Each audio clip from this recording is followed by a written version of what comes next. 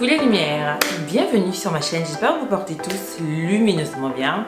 Avant de commencer cette vidéo, je tenais à vous souhaiter mes vœux. On est en février, mais comme c'est ma toute première vidéo de l'année, je me dois de vous présenter mes vœux.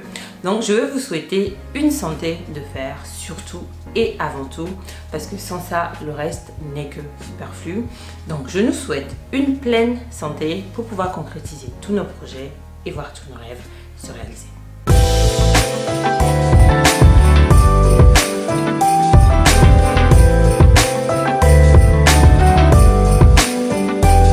Comme vous l'avez compris par le titre de cette vidéo, je partage aujourd'hui avec vous la création d'une cape. Si vous me suivez depuis déjà un moment par ici, vous savez que j'adore créer et porter des capes. J'ai d'ailleurs déjà partagé ici sur cette chaîne la création de quelques capes. Donc il y a eu la cape asymétrique sans couture, très aérien, plutôt impressionnant. La cape couture d'inspiration Chanel, plutôt simple à réaliser pour un résultat hyper chic. La cape à franges upcyclée, style boho chic, que j'ai créé à partir d'un châle chiné en fripe. Et aujourd'hui, je vous présente en DIY la cape duchesse, très charismatique, très apprêtée, plutôt simple également à réaliser pour un résultat très chic. Vous allez le voir par vous-même. Donc je l'ai appelée cape duchesse parce que c'est une cape qui m'a été inspirée d'une tenue que portait la duchesse actuelle. J'avais vu la tenue, j'ai trouvé très élégante et donc je l'ai enregistrée dans un coin de ma tête pour pouvoir la reproduire quand le moment sera propice. Donc cette cape n'est pas celle que vous allez porter pour aller flâner, pour aller faire du shopping ou pour je ne sais quelle autre course. C'est plutôt la cape des sorties spéciales pour événements spéciaux qui, j'espère, sont encore devant nous. C'est la cape des cérémonies, par exemple, des réceptions ou même pour sublimer l'église un dimanche matin. Avec une cape comme celle-ci, vous allez clairement faire sensation, croyez-moi. Au départ, je voulais l'intégrer à une robe, mais vous connaissez votre lumière accro aux pièces versatiles, donc j'ai préféré la créer amovible pour pouvoir l'associer facilement à d'autres pièces.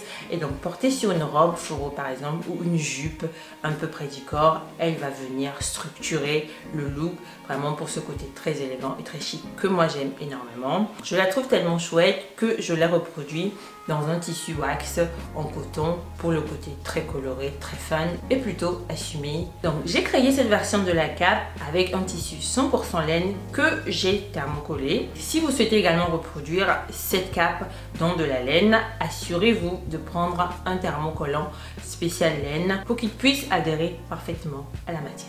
Et si vous êtes nouveau par ici, n'hésitez pas à vous abonner pour rejoindre la famille des lumières créatives. Activez bien vos notifications, laissez-moi un commentaire, ça me fait plaisir de vous lire, je ne le dirai pas assez. Et donc sans plus attendre, voici tout de suite les différentes étapes pour créer la cape duchesse. Voici les pièces du patron qui m'ont permis de créer ma cape. J'ai utilisé ce tissu 100% laine dans lequel j'ai découpé 5 pièces. Une pièce coupée au pli pour le devant, 2 pièces pour l'arrière et 2 manches thermocollées comme les autres pièces également. Je déplie ensuite le morceau devant que j'assemble avec les 2 morceaux dos, endroit contre endroit. J'épingle au niveau des épaules puis passe les épaules à la machine. Je repasse pour bien aplatir et ouvrir les coutures. Je couds ensuite 2 fils de France à 1 cm sur le pourtour des 2 manches. Ensuite, en tirant sur le fil, je crée de légères frances sur le pourtour des 2 manches, comme ici. Pour assembler les manches à la cape, je commence d'abord par aligner la couture d'épaule avec le cran milieu de manche. J'épingle ensuite les 2 extrémités de bas de manche aux extrémités du dos et du devant. J'aligne ensuite le cran du morceau devant avec celui de manche. J'épingle pour bien répartir les frances. Je fais de même avec les crans correspondant au dos de la cape. J'aligne, puis j'épingle, puis je passe le pourtour des 2 manches à la machine. Voici le résultat après couture des 2 manches. J'ai également coupé et cousu dans le même patron une pièce doublure que voici. Pour un rendu plus esthétique de la cape, je décide d'y poser une fermeture éclair invisible.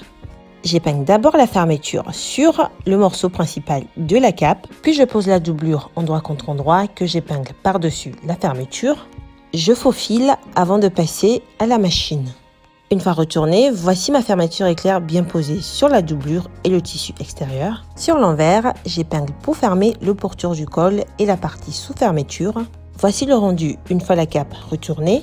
J'épingle ensuite le pourtour du bas de la cape afin de créer un ourlet invisible, comme ici, et ma cape duchesse est terminée.